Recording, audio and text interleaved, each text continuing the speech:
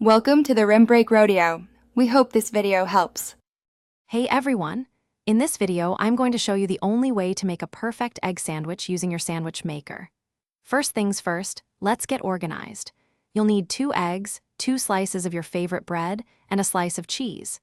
Before we start cooking, make sure your sandwich maker is preheating for about 3 to 5 minutes. A little tip: lightly grease the cooking plates with a small amount of butter or cooking spray to prevent sticking. This ensures a smooth cooking process and easy removal.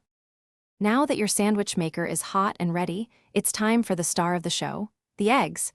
Carefully crack 1 egg directly into each cooking well.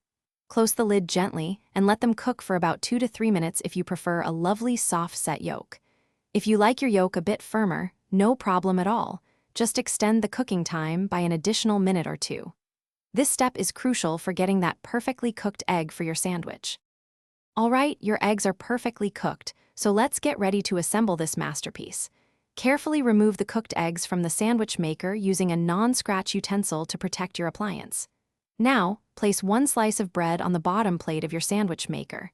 Layer it with one of your delicious cooked eggs, and then add a slice of cheese. Finally, top it off with the second cooked egg and the remaining slice of bread. We're almost there.